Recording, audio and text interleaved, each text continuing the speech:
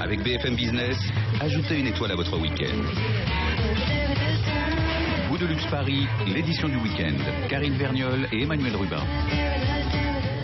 C'est le printemps du salon au balcon du bonsaï à l'Olivier. Goût de luxe se met au vert cette semaine grâce à nos invités. Majid Mohamed, bonjour. Bonjour. Vous êtes fleuriste et vous avez désormais pignon sur rue avec votre propre boutique qui s'appelle Muse dans le 18e arrondissement de Paris. Pierre-Alexandre Risser, bonjour. Bonjour. Jardinier et paysagiste, les deux sont accolés puisque c'est vous qui cultivez vos propres plantes et vous êtes fondateur de Jardin qui se tient encore cette année.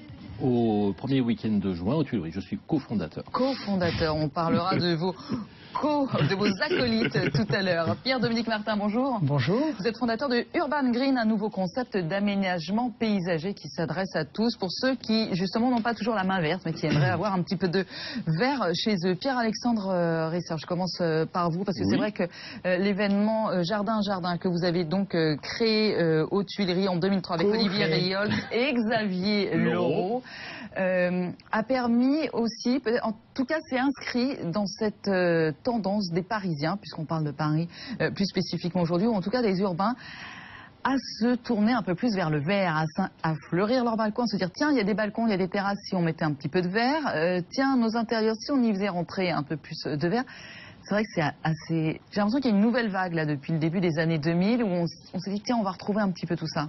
La nouvelle vague, si vous voulez, c'est qu'autrefois, il y a 20 ans, il y a 30 ans, on vous demandait de faire une jolie terrasse, un joli balcon, un joli jardin. Depuis une quinzaine d'années, on vous demande toujours de faire un joli jardin, un joli balcon, mais on vous demande aussi comment je vis dans mon jardin, comment je vis dans mon balcon. C'est-à-dire, dans les années 80, on voulait faire rentrer le jardin dans la maison. Mais à partir de la fin des années 90, le citadin a dit non. Je pars vivre dans mon jardin. Et le jardin est devenu vraiment une pièce supplémentaire de la maison où les citadins ont envie de vivre, ont besoin de vivre. C'est plus un besoin qu'un luxe. Et du coup, on l'imagine comme tel, avec peut-être des comestibles, avec un endroit pour s'asseoir. C'est devenu une pièce avec différentes définitions. Et en effet, on a vu depuis une petite dizaine d'années s'installer le potager en ville, c'est-à-dire qu'on ne va pas nourrir sa famille avec ce qu'on cultive sur son balcon, sur sa terrasse, dans son jardin, mais on va agrémenter ses repas tous les jours. Un soir, il dit, t'as vu mes 3 tomates cerises? Non, pas que les malins, si vous voulez. Vous faites un plat de pâtes, c'est quand même tout simple. Vous allez cueillir votre sauge et vous faites un beurre de sauge, c'est extraordinaire. On est plus sur les aromatiques. Vous achetez votre sachet de salade, comme tout le monde. Vous allez sur votre terrasse couper 3 feuilles de capucine ou un peu de roquette ou un peu de cressonnette du Maroc, vous la mélangez à votre salade, elle n'a plus du tout le même goût. Donc si vous voulez, c'est d'agrémenter au jour le jour, au fil des saisons, ce qu'on fait tous les jours. C'est vraiment un art de vivre et en même temps, c'est des gestes qui ont du sens. C'est-à-dire qu'on n'appuie plus sur un bouton. On fait enfin un geste qui sert à quelque chose. Dont on a le sentiment qu'il sert à quelque chose, ce qui est déjà important, ça remplit soi-même. Justement, Pierre-Dominique Martin, vous surfez, j'allais dire, non pas sur cette vague, mais vous êtes dans le même esprit, sur cette idée du jardin dans la ville, et approprié, que ils peuvent s'approprier soudain les citadins. Bien sûr, en fait, on s'aperçoit qu'effectivement, il y a des vraies pièces. La vie après, c'est la terrasse, des choses un peu grandes. Mais le jardin peut être une prolongation d'une pièce. Je prends l'exemple d'un balcon, d'un rebord de fenêtre, c'est la prolongation d'un salon. Et moi, mon métier, c'est un peu à cheval entre un paysagiste, un décorateur et un fleuriste. C'est-à-dire que j'ai vraiment cette vision de décoration et je suis dans la prolongation du décor. Justement, je crois qu'on a un petit peu oublié aussi le vocabulaire, la sémantique qui accompagne ce monde du végétal. L'un des deux peut me répondre peut-être. La différence, en vérité, entre un paysagiste et un jardinier. Parce que je suis persuadé que tout le monde joue au malin, mais s'il fallait donner une véritable définition de l'un et de l'autre, je ne suis pas sûr que les gens y arriveraient. Alors le paysagiste, c'est quoi exactement son rôle? Allez, paysagiste professionnel, Pierre-Alexandre. Il a plus d'expérience. C'est un terme très vaste et très vague. Aujourd'hui, c'est pour ça qu'on est paumé. Exactement. Est-ce que le paysagiste est la personne qui dessine le jardin mais ne le réalise pas, ou est-ce qu'il le dessine et il le réalise? Voilà. Alors aujourd'hui, moi c'est pour ça que j'accole le terme de jardinier paysagiste, parce que le terme de jardinier pour moi est important. Le jardinier, c'est celui qui plante. Vous dessinez et construisez. Nous, je dessine, je plante et j'entretiens. Voilà. Et aujourd'hui, on peut dire qu'il y a les architectes paysagistes qui, eux, vont dessiner les jardins. Vous avez les entrepreneurs paysagistes qui vont les planter et les entretenir. Et vous avez les fleuristes qui font plutôt de la fleur coupée, les horticulteurs qui produisent de la plante fleurie et les pépiniéristes qui produisent des arbres et des arbustes. Voilà. Alors, Alexandre Risser, justement, ce qui est important pour vous, si vous êtes là aujourd'hui, vous n'avez pas fait que fonder Jardin à Jardin, bien entendu, si vous avez une véritable connaissance de toutes ces plantes, parce que non seulement au fil des années, vous avez des clients célèbres pour dessiner les jardins, allez, on va en citer quelques-uns, Kenzo, Emmanuel Ungaro, ou encore Vincent Bolloré ou Lagardère père et fils, mais aussi, on dit depuis tout à l'heure, vous êtes jardinier, c'est-à-dire que vous-même, vous avez dans le Val d'Oise 2 hectares, c'est pas un petit jardin.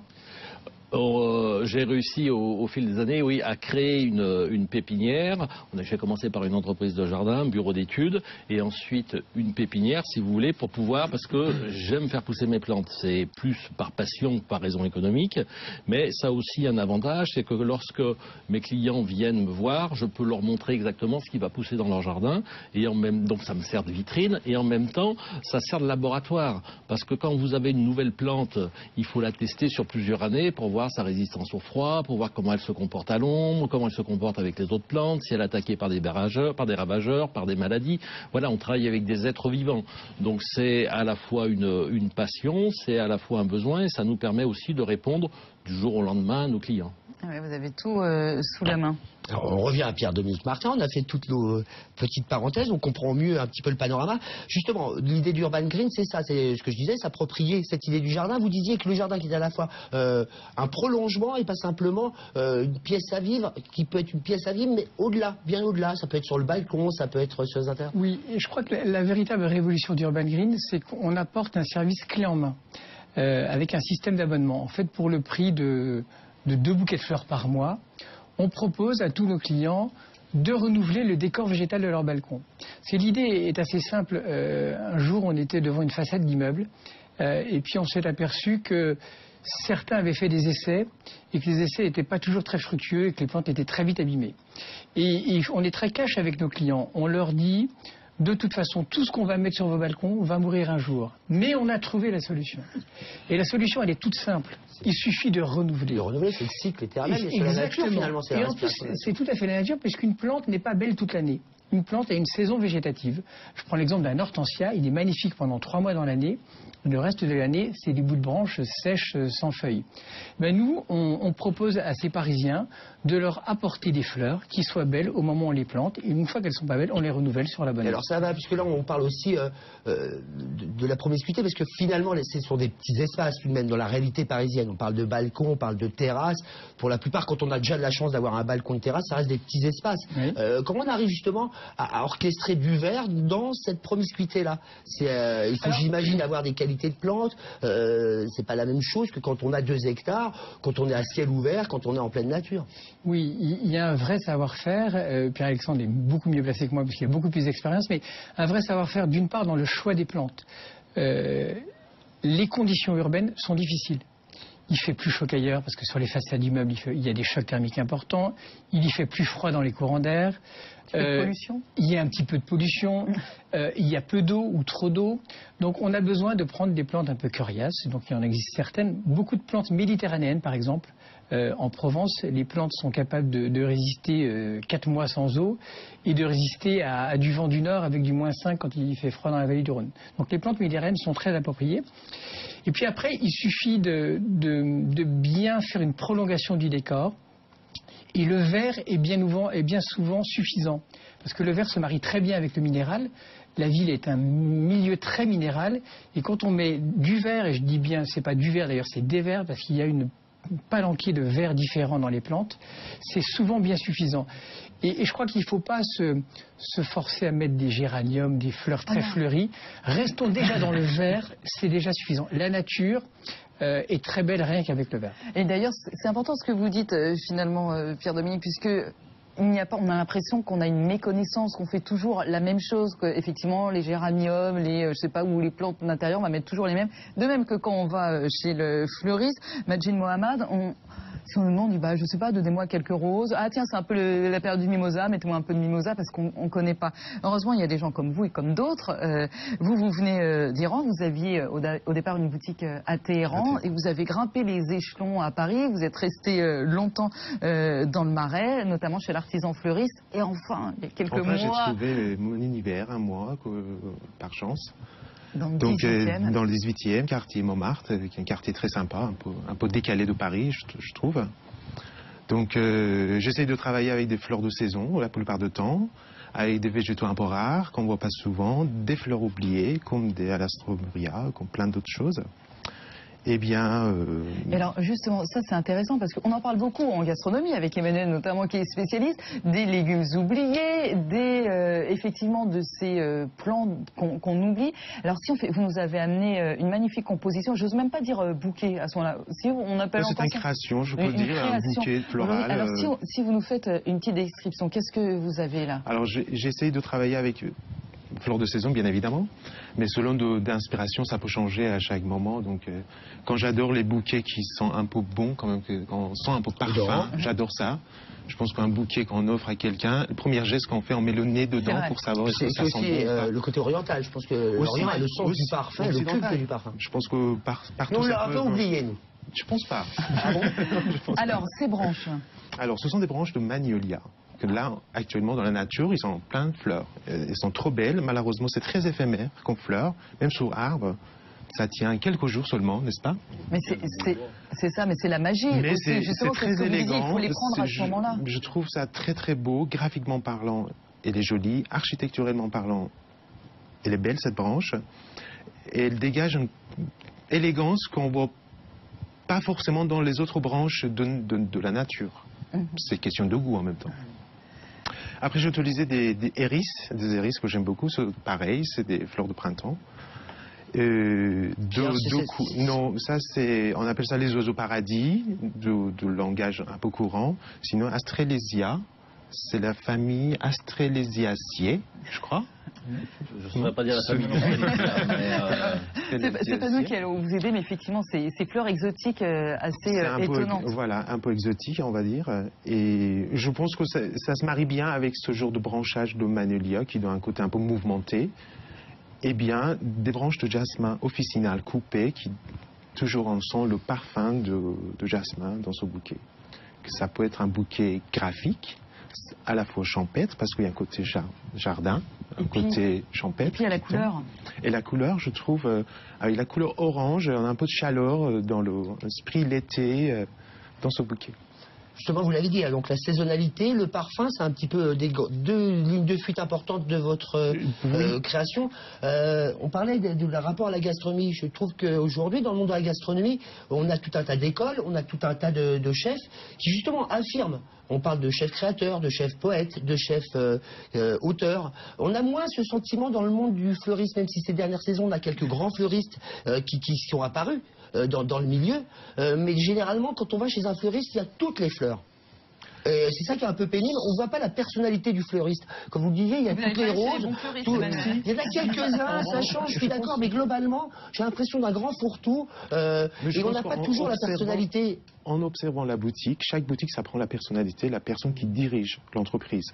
C'est un métier qui est vraiment touche à la personnalité de chacun. Et vous savez, vous allez lui donner tort. On va faire une petite pause et vous allez avoir une vingtaine de minutes pour lui donner tort, Emmanuel Rubin. Juste après, on fait une petite pause. Je trouve un peu navrant les sur BFM Business Good Luxe Paris. À tout de suite.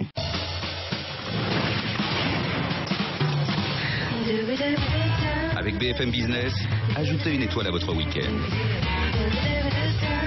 Good de Luxe Paris, l'édition du week-end. Karine Verniol et Emmanuel Rubin.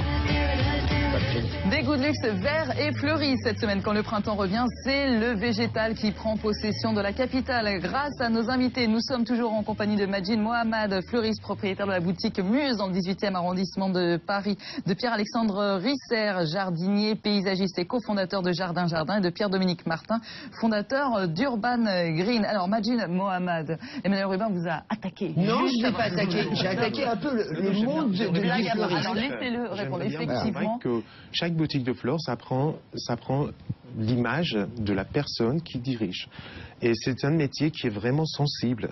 Il faut être sensible dans son métier. Sinon, ça n'a pas de sens. Je pense qu'effectivement, je suis d'accord avec vous. Je dis que ces dernières saisons à Paris, on a vu quelques fleuristes beaucoup plus inspirés s'installer dans les quartiers. C'est un peu une idée neuve, parce que pendant des années, c'était quand même la cavalerie lourde. Après, vous parlez de la chaîne. Ah oui, des chaînes, c'est la réalité aussi. C'est un peu comme ça, la restauration. Pendant des années.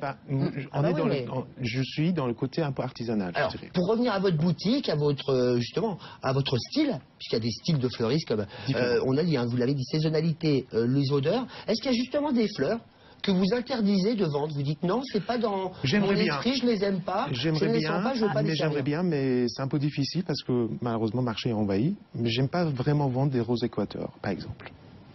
Je suis contre ça parce que je trouve que ce sont des roses qui sont bourrées de produits chimiques, que ça avance au marché malheureusement.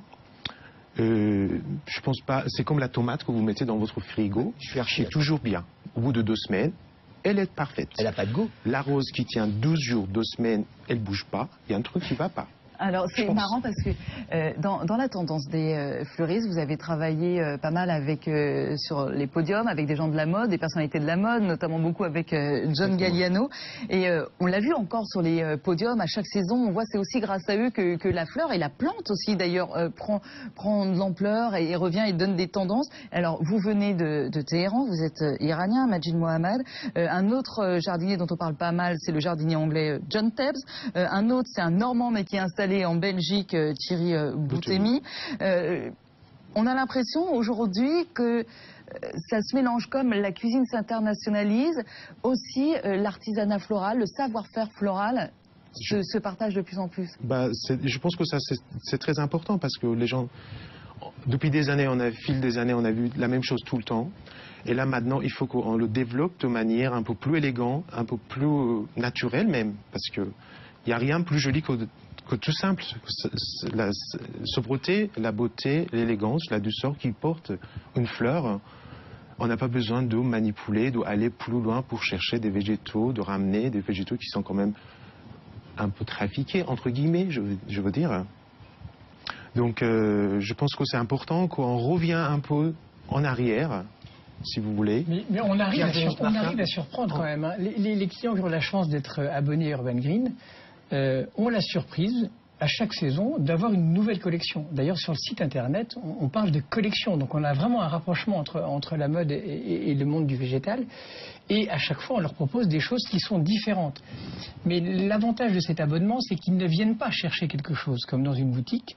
C'est nous qui sommes précurseurs de la nouvelle collection, du nouveau choix. Alors justement, comment ça se passe? Vous arrivez, parce qu'il faut prendre la mesure des lieux, de l'espace. Comment ça se passe? Vous arrivez chez eux, vous voyez le balcon, c'est un petit balcon, un grand balcon, exposé plein sud, exposé, mal exposé. Exactement. On étudie l'orientation, la décoration, etc. Et on propose à chaque saison un décor approprié.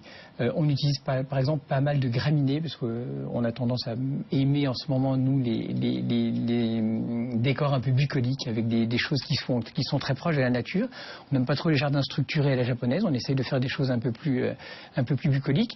Et c'est des vraies collections qui surprennent nos clients. Et là aussi, qui essayent d'être respectueuses, puisqu'on voit bien qu'il y a un grand souci aujourd'hui dans la gastronomie, encore une fois, mais pas seulement, d'un peu de transparence, de sourcer au mieux les produits. Est-ce qu'aujourd'hui encore dans le monde des fleurs ou des plantes, on essaye comme ça de respecter au mieux la saisonnalité, de sourcer au mieux aussi les graines, les pépinières, pour ne pas effectivement utiliser des fleurs un peu trafiquées, des fleurs qui durent plus longtemps qu'elles ne devraient durer? Il y a un sourcing là-dessus? Alors, on n'est à mon avis pas aussi avancé que dans la nourriture, parce que d'abord c'est pas comestible, donc ça ne se mange pas, donc il y a moins d'impact sur l'homme directement. En revanche, clairement, on suit l'alimentation et on met des plantes de saison. Est-ce qu'on va jusqu'à suivre la traçabilité des plantes? Pierre-Alexandre Risser, ceci dit, vous qui cultivez vous-même. Si on suit Vous êtes au début, à la fin de la chaîne, vous l'avez dit. Oui, mais pourquoi on suit la traçabilité des plantes et pourquoi? Parce que quand on installe une plante chez un client, on la garantit. Oui. Donc ça veut dire que si la plante dans 2 ans, 3 ans, elle meurt, on est obligé de la changer. Donc on va pas aller acheter une plante qui sont produites dans des usines à plantes, parce que là c'est pareil, c'est comme pour les fleurs, c'est comme pour les plantes comestibles. Vous avez des usines à plantes, des usines à fleurs. Vous parliez des roses d'Équateur, vous avez pu parler de celles du Kenya ou d'autres choses, où les conditions de traitement ne sont pas du tout les produits utilisés. Ils utilisent des produits qu'on n'a pas le droit d'utiliser, nous, ici en France ou en Europe. Les conditions d'utilisation ne sont pas du tout les mêmes non plus. Voilà. Et ce sont en plus des fleurs qui voyagent en frigo, et qui tiennent beaucoup moins longtemps par la suite. Donc après, je pense que le consommateur doit faire confiance à la personne avec qui il travaille, à son fournisseur. Et vous avez un sacré rôle à ce niveau-là. Ah bah, de toute façon... Je pense que sur la gastronomie, on le voit, il y a eu des alertes depuis pas mal d'années. Alors les gens sont beaucoup plus souciés, ce que vous le dites, on ingère, donc c'est peut-être plus directement nocif ou pas pour le corps. C'est moins le cas pour les plantes. Mais il n'empêche que c'est du vivant, c'est de l'environnement, et je pense que vos clients ont besoin d'être informés, de plus en plus informés, parce que ne serait-ce que pour l'acte d'achat, quand on a acheté une plante et qu'on la voit dépérir en peu de temps, ou alors même une durée de temps. Non, parfois il y a des moments, c'est pas normal qu'elle dépérisse si vite pour certaines plantes. Si vous avez une plante pour la vendre le moins cher possible, il faut la faire pousser le plus vite possible. C'est logique. Donc si vous la faites pousser avec une seringue, quand on dit une seringue, c'est une image, du goutte à goutte, qui sont plantées uniquement dans de la tourbe, ça va aller très vite. Vous allez avoir une plante qui va pas être très chère, si vous voulez, mais quand vous voulez la planter dans un jardin où elle n'aura plus son goûteur et ses conditions sous serre, c'est sûr que votre plante va dépérir. Donc si vous prenez une plante qui a été élevée de façon normale, si vous prenez un poulet de Bresse et un poulet à la chaîne, c'est pas le même produit. C'est la même chose pour les plantes. Pierre-Alexandre Risser, tout à l'heure, Pierre-Dominique Martin parlait de collection, finalement. Vous faites aussi des cahiers de tendance, vous observez tout ceci. Là, sur 2015, on est sur quoi, justement? Mettez-nous au parfum.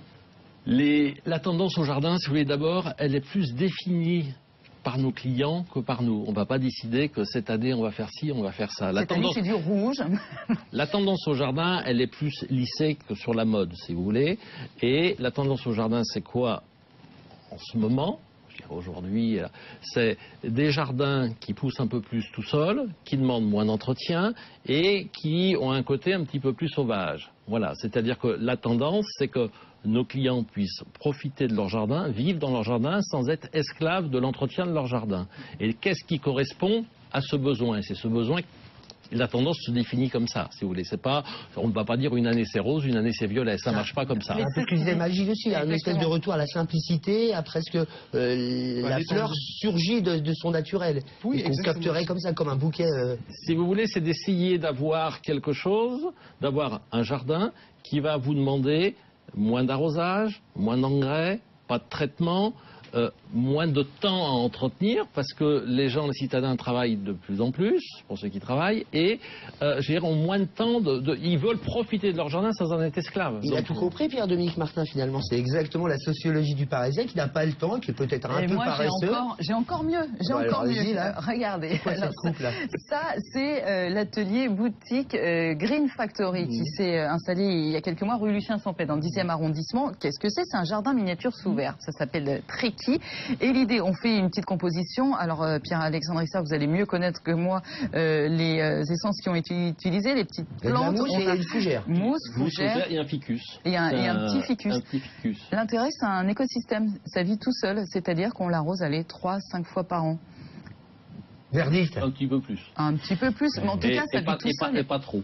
Et pas trop, évidemment. C'est un bonsaï, c'est le principe du bonsaï. C'est exactement. Le bonsaï aime bien quand même un peu d'humidité, donc et la fougère c'est pareil. Oui, on vous voit dubitatif, mais n'empêche que ces petites solutions végétales, c'est personnalisable. Hein. Celle-ci, elle est composée comme ça, mais vous choisissez un petit peu comme vous voulez. À façon, c'est Noam Lévy qui a créé ça. Et c'est un petit peu cette idée aussi qu'on va avoir du verre à l'intérieur, parce que comme vous le disiez tout à l'heure, le verre, il est dedans, dehors, on le voit aussi à l'intérieur, et sans avoir trop à s'en occuper.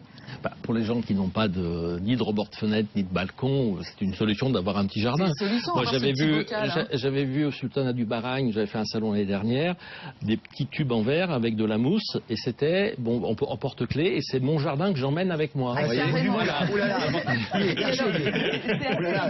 suffit de couper une petite pâquerette, moi aussi j'en ai tous les jours à ce moment-là. Alors c'est assez rigolo, parce qu'en parlant de contenants, Majid Mohamed, vous aussi ce que vous aimez, parce que là vous nous avez amené le bouquet nu, si j'ose dire, mais vous aimez aussi les mettre dans des objets étonnants, dans des théières. J'aime beaucoup de choisir des jolis contenants qui va avec le bouquet. En fait, c'est en fonction du bouquet, on peut choisir un joli contenant.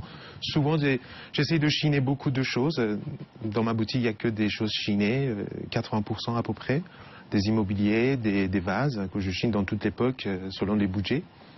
J'ai des vases, par exemple, de Napoléon III jusqu'aux des années 80, 90, et des vases modernes ou un peu C'est des années presque 50. une brocante alors, votre Si vous boutique. voulez, ça peut être un peu tout. C'est un lieu de détente, tout simplement, dans la boutique. Quand j'ai des clients qui rentrent dans la boutique, ils ont plus envie de repartir. Je ne sais pas pourquoi. Moi, je ne me rends pas compte parce que je suis là dans toute la journée.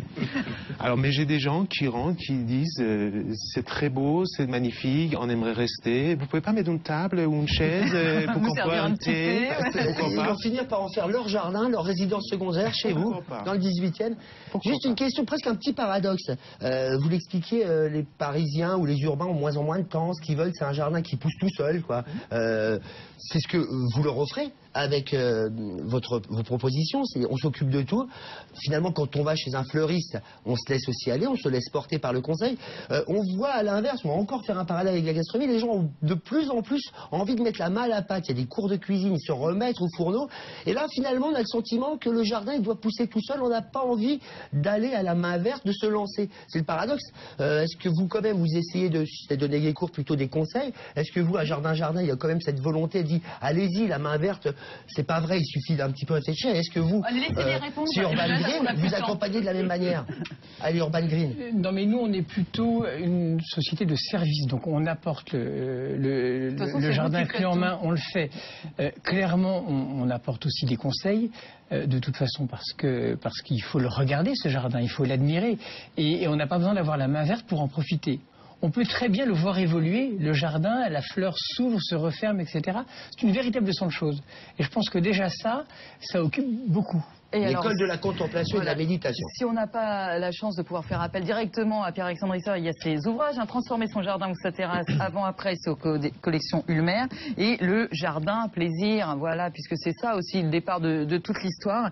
Et ça, c'est aux éditions de La Martinière. Effectivement, vous n'avez pas encore des cours d'art floral chez Muse? J'en ai déjà fait quelques-unes avec quelques Japonais qui sont venus de voir. Ah oui, là, c'est un art, de Ikebana. manière- Non, pas non. Non, c'est des Non, Japonais c'est plus des libertaires. styles un peu français, un peu. Mais vous irez voir, Emmanuel, vous verrez 4 va gagner lieux la dans coupe, là. le 18e Ouais. arrondissement de Paris pour découvrir Muse et le travail de Majid Mohamed. Merci beaucoup d'avoir fleuri un petit peu notre studio Merci de votre aujourd'hui. accueil. Pierre-Dominique Martin, merci beaucoup à vous. On rappelle le service, ça J'ai un grand s'appelle balcon. Urban Donc, je vais faire le Green. petit débat, je commence à vous expliquer. Alors, en haut, il est exposé plein sud. Pierre-Alexandre Risser, si vous avez un plus grand balcon, c'est Pierre-Alexandre J'ai aussi. Risser. Derrière, justement. On rappelle la date, Jardin. Premier week-end de juin, où vous êtes tous invités, bien entendu. Et où? Aux Tuileries, Tuileries. bien entendu. Ah oui, aussi, je rappelle, il y a quand même tout un tas de jardins parisiens qui se décarcassent. Si vous n'arrivez pas chez vous, baladez-vous au Luxembourg, à Monceau, à Montsouris, à Tuileries, plus tous les jardins secrets. C'est ça la force des Parisiens, ils ont tous les jardins du monde. Ça y est. Ça y est, c'est bon, Ok. je suis calme à Et la semaine donc, prochaine. ça c'est Atelier et Green Factory qui nous l'a gentiment prêté. Merci beaucoup. À vous, c'est l'agenda de Good Luxe tout de suite.